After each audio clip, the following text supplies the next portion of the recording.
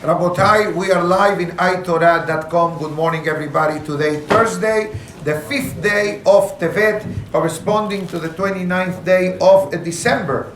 Today's special breakfast and class, graciously sponsored by Ramil and Yosef Yosovov in honor of their son Binyamin.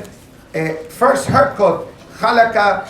So therefore, for the iTorah audience, we did have a beautiful haircut here in the breakfast room a few moments ago. That's why we were a bit delayed in connected. So Be'ezat Hashem, Binyamin be raised in the beautiful way of Torah, Mitzvot, and Ma'asim Tovim, and be a source of joy and pride for his parents and for the community and Am Israel. Amen. Additionally, today's class dedicated for the Refuah Shelema of Esther Bat Victoria, David ben Rosa, Abraham Ilan ben Elisheva, among the Holim of Am Israel. Amen. Today's class graciously sponsored by Ivor and Robin Bracken family, the Le'ilui Nishmat, his beloved father, our founder, David ben Shafiq Abraka, that tomorrow, Be'ezat Hashem, is the day of his Askara. So in his honor, Be'ezat Hashem, we are going to have a special breakfast and a special class, remembering the life of a great community leader, especially for the Edmond J. Safra Synagogue of Tambury. Also by Ronnie Safdi and family, Le'ilui Nishmat, his beloved mother, Mrs. Lucy Safdiye, Leah Bat Bahie, Alea Shalom. Additionally, by Kobe Cohen and Le'ilui Nishmat, his beloved mother, Raimonde Rahma Bat Yakot, Alea Shalom. Iratzon to the words of Torah, their neshamot have an aliyah in Gan Eden. Amen. Amen. Today we are going to talk about an interesting Gemara from Masechet Zevachim Mechila. And one of the topics that the Gemara discusses is about Aharon HaKohen's reaction. We know the very famous Perashat Shemini and Ahare Mot that discusses about the passing of the sons of Aharon HaKohen. We don't have to go through that unfortunate day, but let's discuss the way the Gemara does today about the reaction of Aharon HaKohen. Imagine yourself, the parasha begins, Vayhi Bayom HaShemini. It was the 8th day. What 8th day is the Torah referring to? Rashi says, Yom Shemini Lamiluim. What does it mean? Historically speaking, Moshe Rabbeinu, a week before Rosh Chodesh Nisan, became the Kohen Gadol of the Jewish people. For 7 days only, Moshe Rabbeinu assembled and dismantled the Mishkan every day, 7 days consecutively. Don't ask me how he did it. Physically, it's impossible. But I'll tell you one more secret. The day of the passing of Moshe Rabbeinu wrote 12 Sefer Torahs. How? Don't ask me. Ma bi'arif. Why did he do it? To give to each Shevet one Sefer Torah for them to have, and one backup, or the main one, inside of the Aron Kodesh for Am Israel. So Moshe Rabbeinu was a superhuman being. Tall, strong. Moshe Rabbeinu's height, you know how tall was Moshe Rabbeinu? 18 feet. Give or take. Sure. 18 feet. 6 meters. Give or take. How tall was the average person? 5.5 to 6. Yeah. By the way, Adam Arishon was taller than Moshe Rabbeinu. But after the sin, he shrunk. But that's a different topic. So what happens? Comes the 8th day. Aharon HaKohen is appointed the Kohen Gadol of the Jewish people. And on that very same day, God forbid, the tragedy of the passing of his 2 sons, Nadav and Avihu, takes place. So imagine yourself, regretfully, I had to experience this recently that on the day of a wedding that I was performing, there was a passing in the family. God forbid. God forbid. So that morning, I finished praying. I went to the mitzvah. And then I went back, change, go to the wedding. And the bride didn't know anything until after the wedding. God forbid. So what's going to be the reaction of Aharon HaKohen? Wait, this is new. Leave them. Okay, thank you. Thank you. Vaidom. The Gemara says, Vaidom. What's the meaning of Idom? Before we explain that, let's analyze the word Vaidom. Comes from the Lashon Dom. What's the meaning in Hebrew of the word Dom? In English. Sometimes you go to a bookstore. What do you see? Windows for Dummies. D-U-M-M-Y or I-E-S, depends. What's the meaning in English when do you see that title on a book? What they trying to tell you? Anybody, even if God forbid the person is dummy, can learn how to do it. That word dummy comes from the Hebrew word dom. Dom is one of the 4 levels of creation. When Hashem creates the world, there are 4 levels. We, as humans, are the highest level of creation. We have a brain, we have a heart. Animals also have a brain. Animals also have a heart. But we also have the power of speech. We can talk. We can communicate. And the brain is powerful enough that irrelevant where you're born and irrelevant where your friend is born, then somehow you have a language, a common language that you can communicate with the individual.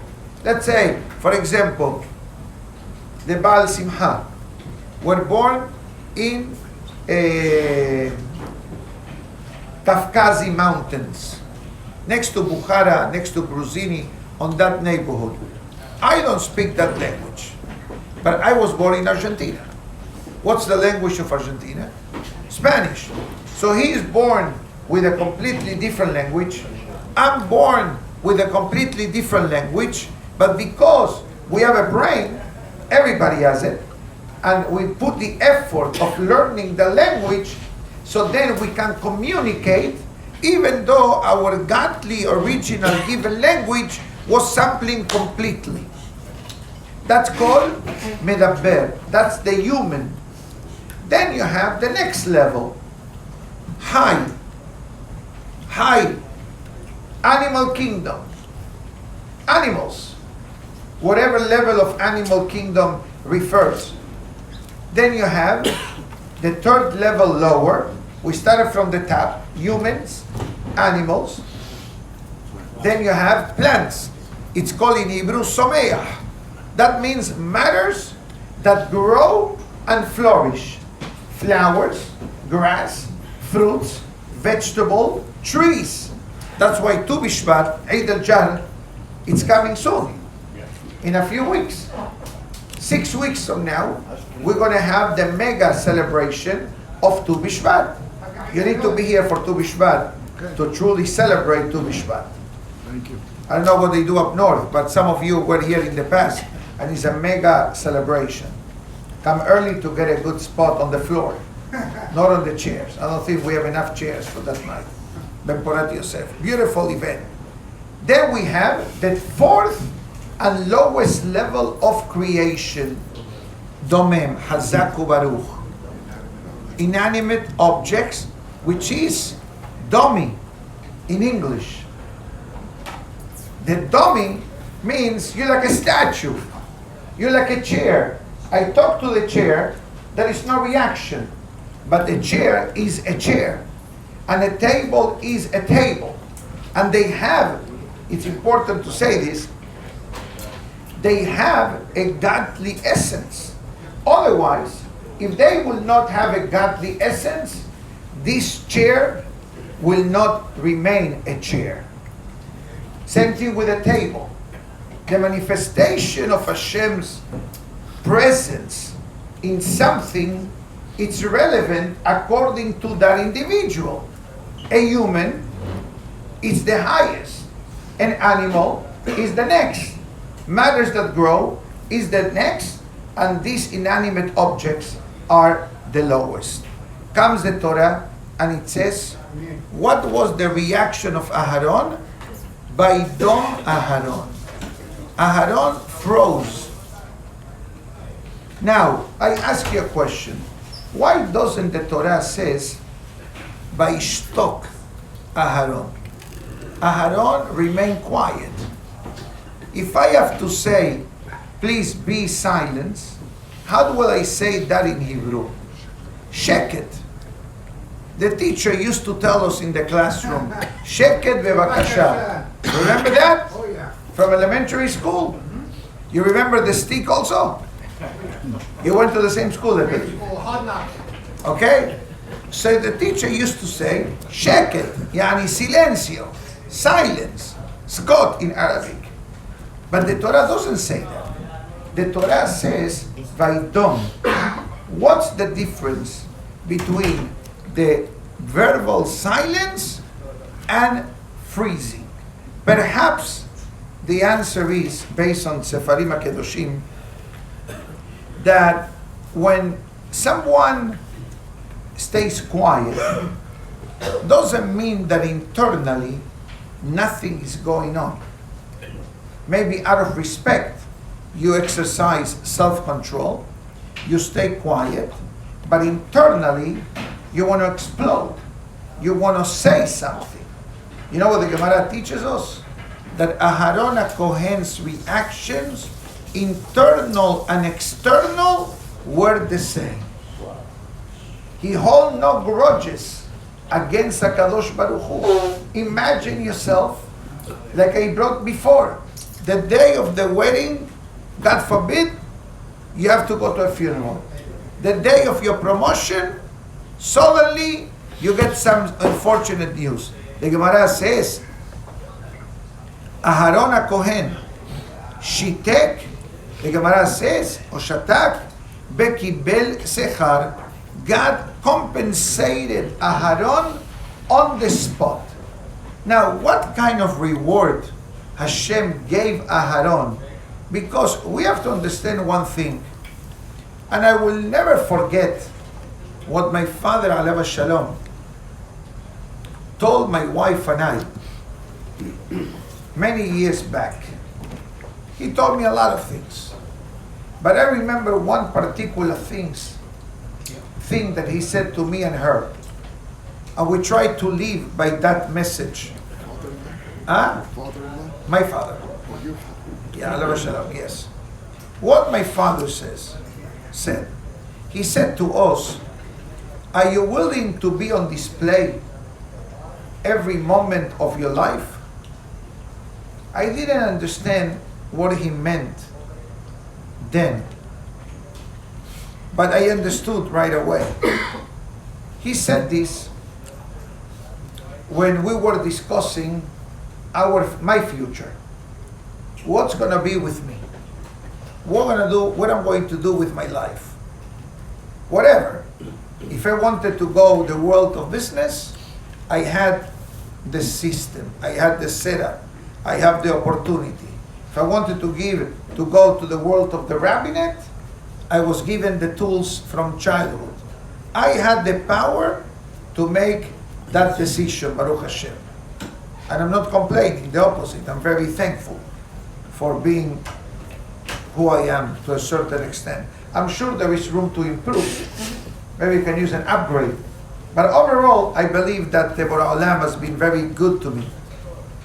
But what he meant to say was, if you're going to pursue the world of the rabbinate, you need to know that you cannot afford a rainy day. You cannot afford a bad hair day. When you're in the rabbinate, you're on display. And this was what happened with Aharon HaKohen and Moshe Rabbeinu. We find two extreme scenarios. Remember the story of the rock?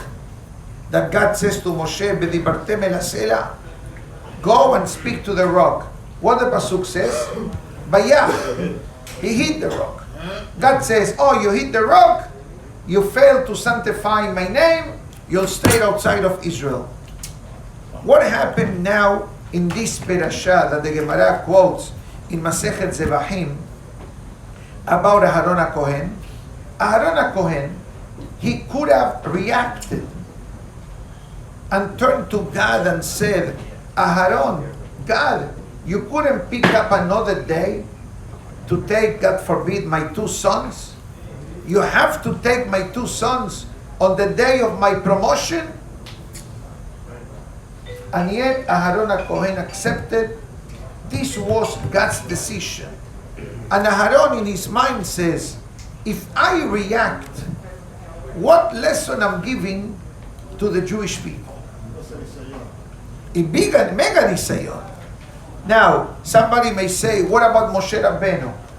When we come to that parasha, remind me to tell you the real reason why Moshe Rabbeinu hit the rock. I'm going to give you a free sample. He hit the rock to protect the Jewish people.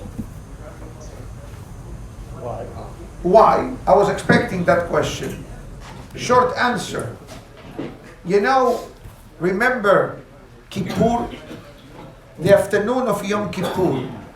What do we read? Haftarah of Yonah. The famous Maftir Yonah. The people buy and pay great amount of money to have that zechut that carries a lot of blessings. A very generous donor purchased for me Maftir Yonah for this year, this past Kippur, Baruch Hashem. So I'm thankful to him. I can't say his name and I cannot say how much he paid. Nice, Baruch Hashem. To benefit the synagogue, obviously. I don't work on commission, by the way. No? No. No 3%? The Shem Shamayim, what 3%? 0%. Anyway, so what happened with Yonah? God says to Yonah, go to Nineveh, a city of Goim. That was what Nineveh was in Egypt, I believe, or nearby, and tell them to do Teshuvah.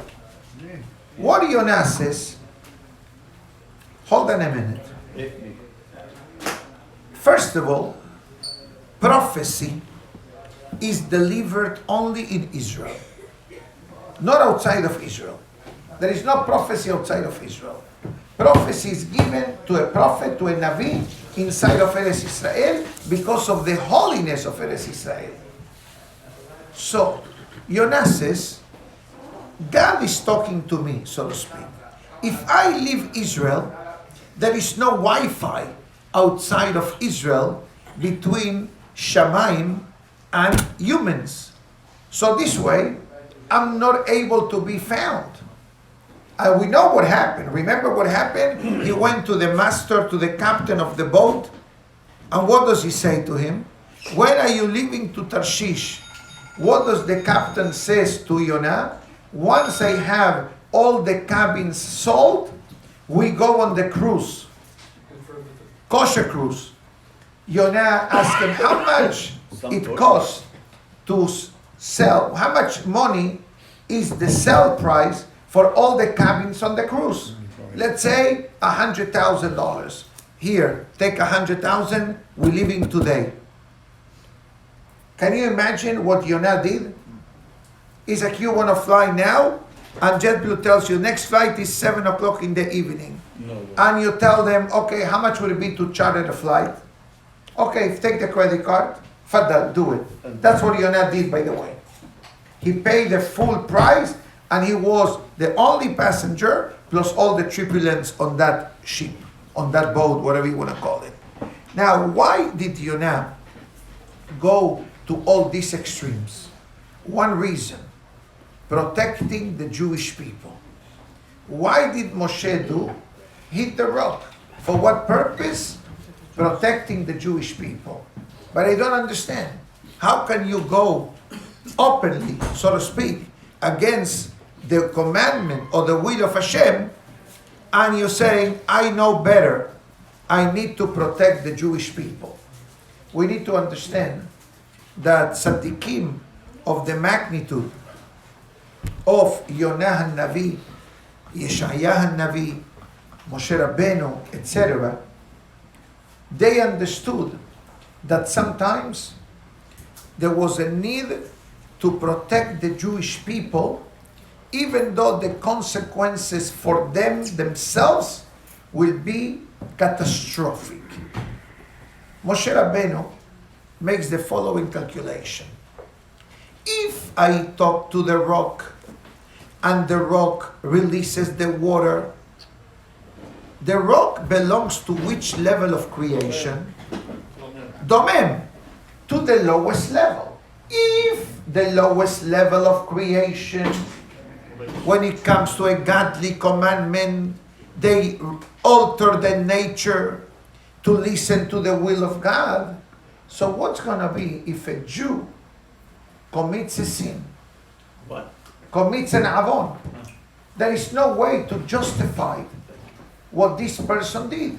Because Shamayim will say, what, you couldn't control yourself? The rock, which is an inanimate object, was able to alter the nature for the sake of God. Moshe Rabbeinu says, you know what? I'm going to get the blame. I'm going to get hit. But at least this accusation against the Jewish people will not flourish in Shamayim. Fast forward, Yonah HaNavi. Yonah says, hold on a minute. If I go to the city of Nineveh, and the Goyim of Nineveh will do teshuvah, so this is going to create a problem for the Jewish people in the future. If a Jew doesn't do teshuvah, what are they going to say in Shamayim? You know what? Throw the book at him. A Goy from Nineveh listened to the rabbi, listened to Yonah, and did teshuvah.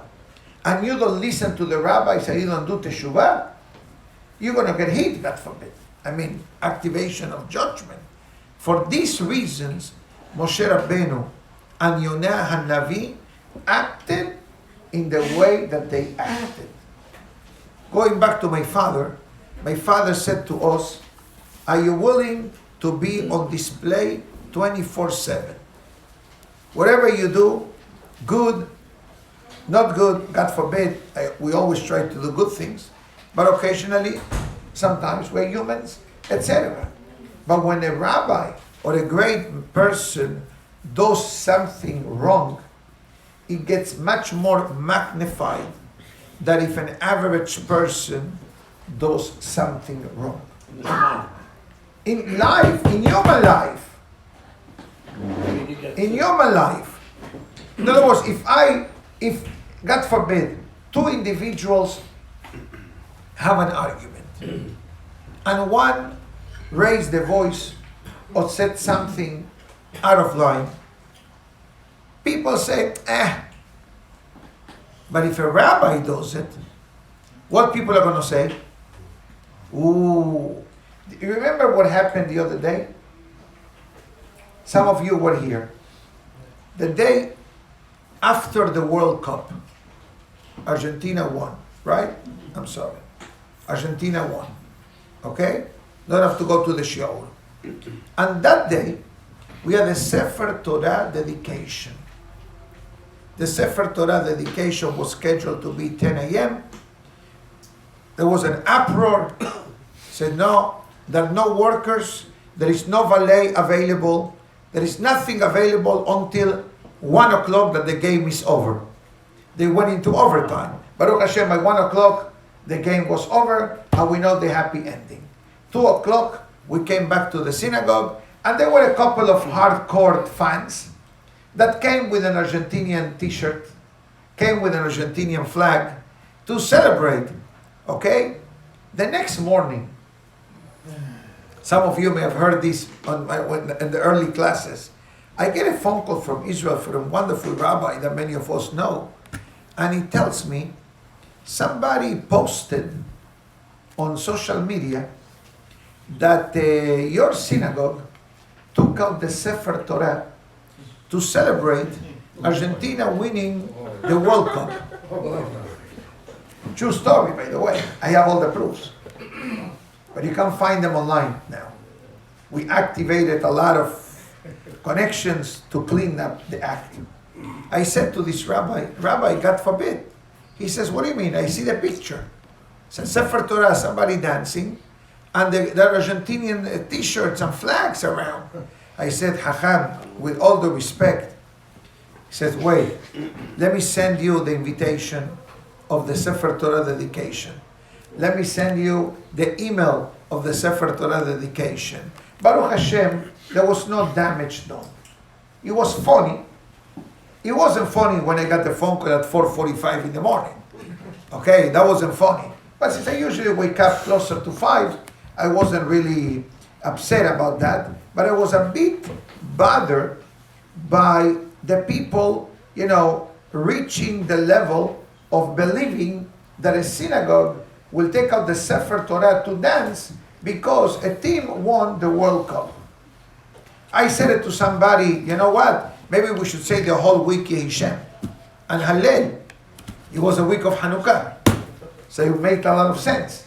You understand? So this was what happened, what the Gemara says, with Aharon HaKohen.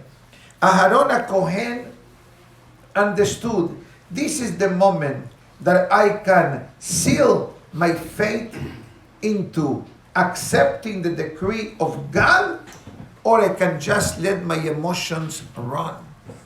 God says to Aharon HaKohen, through his son, Yain b'shechar al tesht. After this parasha segment of the passings of Aharon HaKohen comes to an end, you know what the next part is? A new commandment given to Kohanim, specifically the prohibition of drinking alcoholic beverages, wine, beer, alcohol, when it comes to do the avodah in the Mishkan or in the Bet HaMikdash. For that reason, from this, what we are learning today, the halacha is there is no Kohanim in the Mincha in the afternoon, ever, with one exception, Ta'anit. What's the fear? The fear that we're going to say to the Kohen in Mincha, Kohanim bechavod. And now the Kohen doesn't know what to do. I drank wine before I came to pray. Is he allowed to go to Birkat Kohanim or no? No. In Shaharit, in the morning prayers, most likely no one drinks. You're sober. You're sober. If you drink before you come to pray Shaharit, you need refuah shelema. God forbid. God forbid. But maybe late afternoon, person went out, went to a restaurant, went to a birthday, and he drank. For that reason, not to put the Kohanim in danger during Mincha of the regular weekday, no Birkat Kohanim. In Ta'anit, we have a Ta'anit coming up, unless Mashiach comes, between now and Tuesday. We have Asara B'Tevet. Are we going to do Birkat Kohanim in the morning, in the afternoon, Sefer Torah in the morning, Sefer Torah in the afternoon? No breakfast on Tuesday. All right? No breakfast on Tuesday, but we have a class as always. Baruch Hashem. So, what happens now if the Kohen says in a regular mincha, no, I cannot go up. Why not? Oh, you drank before coming to pray? Now becomes a whole balagan. A cup of wine was more important than 3 mitzvot from the Torah Birkat Kohanim. So it becomes a whole novella, a whole Megillah. So therefore, Hachamim were metaken, no Birkat Kohanim in the afternoon. Only in Shaharit and Ta'anit Tzibur. That's why our Gabaim are trained that whenever comes a public fast day, to make sure that the persons going to the Sefer Torah, especially in the afternoon, are fasting. And the Kohanim that are going to go Birkat Kohanim in the afternoon are fasting. If they are not fasting, they need to step out of the room because they cannot go up to Birkat Kohanim in the Minha unless it's a Ta'anit and the person is fasting. Kam Shlomo HaMelech, and it says a very powerful pasuk, and it says in the book of Kohelet, Et lahashot, et ledabber. Shlomo HaMelech says, there is a time under the heaven for everything. There is a time to speak, and there is a time to stay quiet. Our problem is that we stay quiet when we need to speak, and we speak when we should stay quiet, especially at home. Especially when it comes to the Shalom Bayit chapter. So it says in Gemara, Pe'amim she'adam shotek, often happens that a person who stays quiet first, and therefore God says, I will reward you. Why? Because by you, me, anyone, not reacting in a moment of argument is like we deactivated a bomb, God forbid, a ticking time bomb. That the other fellow or your spouse is waiting for you or her to say a word, and then you got ready with a bazooka to react. Sometimes we can react. And that's why the Gemara says, sometimes staying quiet is beneficial, sometimes staying quiet is dangerous. Sometimes talking is beneficial, sometimes talking is dangerous. So the person must pray for guidance from Siyata Dishmaya, from heavenly guidance. God help me to make the right decision. To talk when I need to talk, and to stay quiet when I need to stay quiet, and to listen when I need to listen.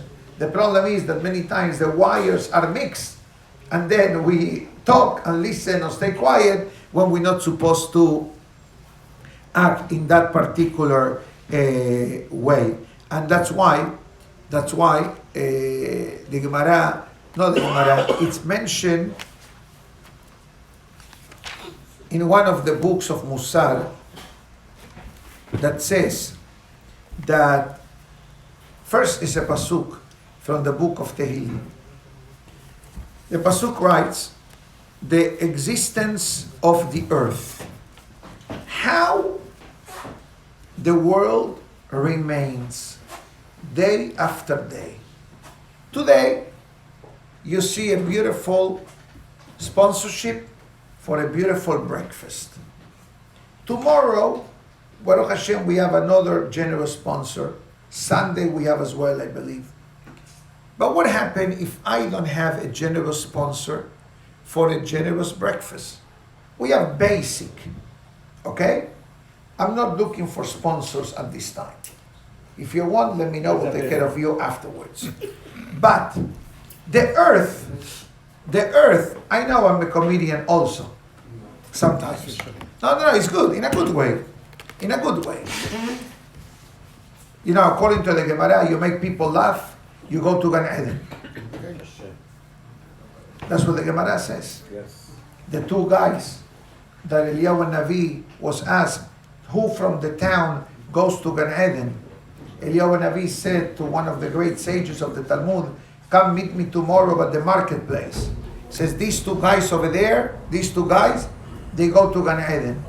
So this rabbi went to them and asked, what do you do for a living? Says, not much. We walk around. When we see people unhappy, sad looking, long faces, we lift the spirit. You bring them happiness. So there is a concept of bringing happiness to people. Huh? Oh yes, all the time. Don Eduardo Cojaba, alav shalom.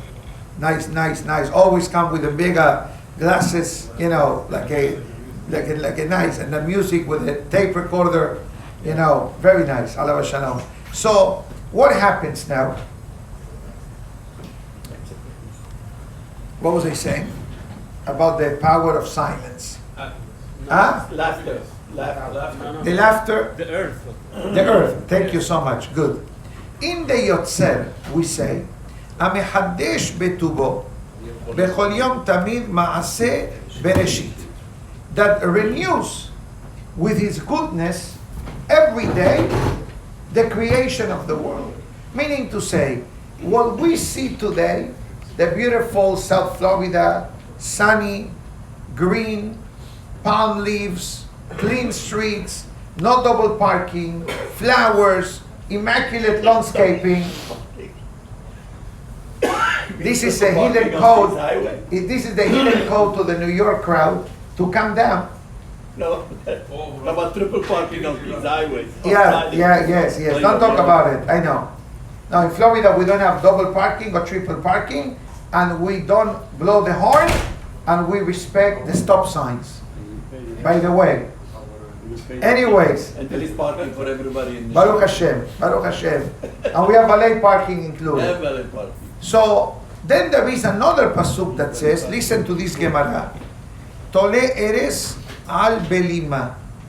The world is suspended on belima. What's the meaning of the word belima? Says the Gemara, belima refers to a person who seals their lips in the moment of argument. Habolem piv b'sha'at meriva.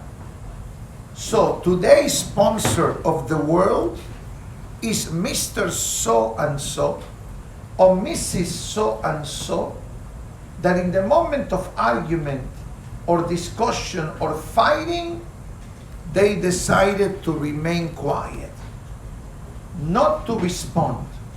To respond and to react is easy. It's like you're driving a car without a brake. That means the reaction. But if suddenly you say, no, I'm going to stay quiet, it's not easy. It's very easy saying this now. Delicious breakfast, beautiful, comfortable weather, wonderful people, relax, Baruch Hashem, everybody's behaving good so far. So it's easy not to react. But the moment that it comes and suddenly the person has the potential and the possibility of reacting and the person does not react, I'm going to tell you two things that happens. Number one, the creation of the world of that day is sponsored by you. But you know what else is written? Zoche. The person merits a special godly light and inspiration that no angel or human qualifies for. Yani, you know, in the world of credit cards, right? There are different levels. You have basic, you have. And then what's the ultimate credit card? How do you call it? Black card, American Express, titanium. Wow. How much that cost a year? 700. How much? 3,000. Can anyone apply for this card and get approved? No. You need to be a Sadiq, probably in the credit report, and you probably need to be invited. I don't know, that's what the Hachamim of the credit card says. What's considered a good credit score? 850. 750 and up. 850. If you're 850, you're a malach. No. Okay? No, for the credit card. For the credit. Okay, beseder. So how many people in the world can truly qualify for that elegant, heavy, titanium, black American Express that probably you have your own phone number and concierge service? That when you call, they know who is calling. Less than 1%. Huh? Less than 1%. Less, this is what he said, less than 1% of humanity can qualify for that. Hopefully it's more. A lot less. Because less than 1% will be 70 million citizens. I don't think so. Let's put it simple, discounted rate, 5 million people in the world. Hamavdil men kodesh lechol, without comparison, the person that at that moment of being able or wanting to react stays quiet, zoche leora ganuz, you get suddenly the hidden light of godliness that you need to qualify to get it. Everybody has access to godliness. No one can say, no, godliness is not available for me. No, you want godliness, you can find it. But you want the hidden light. I want the reserve item. I don't want the off-the-shelf, merchandise. I want the real deal. You want the real deal? The Gemara tells us a secret. Not easy to activate it automatically. It may take time for the person to be able to develop this. And the question is, how Aharon HaKohen achieved this? If you allow me to expand myself for 3 more minutes, 3 minutes and 27 seconds. You counting? I start now. Aharon HaKohen had a very peculiar and special and godly type of personality. Aharon HaKohen wasn't an average person. He was a human, born from his parents, Amram and Yocheved. But remember about the Aharon HaKohen. What was Aharon HaKohen motto? Peace. Love peace and pursue the peace. Hazak Baruch, the way the Mishnah writes in Pirkei Avot. But you know what else Aharon HaKohen had? No jealousy. Patience for sure. Love for sure. Positive thinking for sure. And had a beautiful heart. How do we know that he had a beautiful heart? Short answer. You remember when after 7 days of Moshe and God negotiating who is going to redeem the Jewish people, Moshe Rabbeinu finally accepts? One of the reasons why Moshe Rabbeinu wasn't happy with this godly appointment, and imagine God tells you, please, can you be Mashiach for the Jewish people? That's basically what God offered Moshe Rabbeinu. Moshe Rabbeinu had one concern.